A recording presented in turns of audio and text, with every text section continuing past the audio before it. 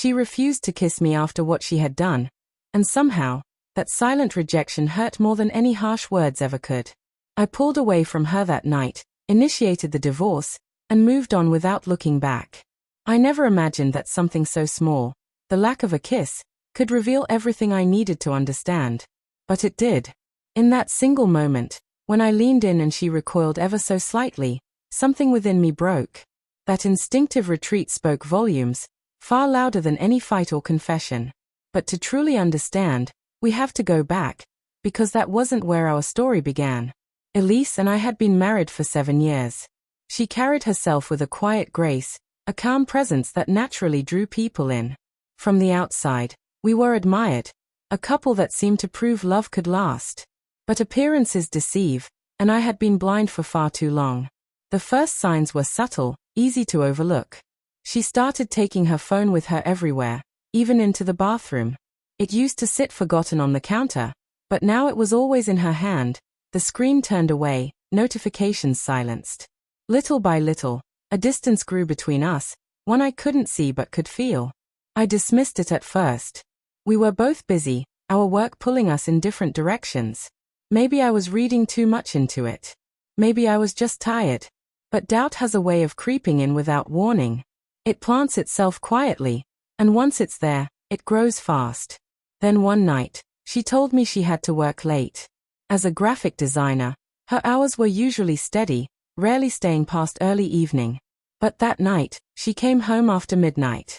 I sat waiting in the darkened living room, the television flickering silently in the background.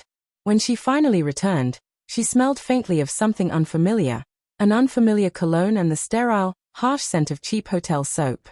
When I asked if everything was all right, she claimed it was a last-minute client meeting. I wanted more than anything to believe her. But she wouldn't meet my eyes. Something shifted in that moment, something inside me. I began to watch more closely, noticing every little thing. Every changed habit. Every excuse. Every lie, even the ones she didn't speak. She started going out more often, saying she needed space or time alone. Each time she returned, something about her felt off, quieter, withdrawn, and at times, overly affectionate, almost as if she were trying to cover up something she couldn't say aloud. But what struck me the most was how distant we'd become. Her kisses lost their meaning. They became quick, emotionless gestures that no longer carried the warmth they once did. I convinced myself it was temporary. Every relationship has its ups and downs, I thought. I believed we'd find our way back. So, I planned a weekend getaway for just the two of us, a peaceful place filled with memories from when our love felt effortless. She agreed to go, but I could sense the hesitation in her voice and in her eyes. The drive there was heavy with silence. I tried to make conversation, but her responses were short, her laughter forced. When we arrived, she didn't even bother unpacking. Her phone buzzed constantly, yet she avoided looking at it whenever I was nearby. Later that evening, we sat near a fire, and I leaned in to kiss her.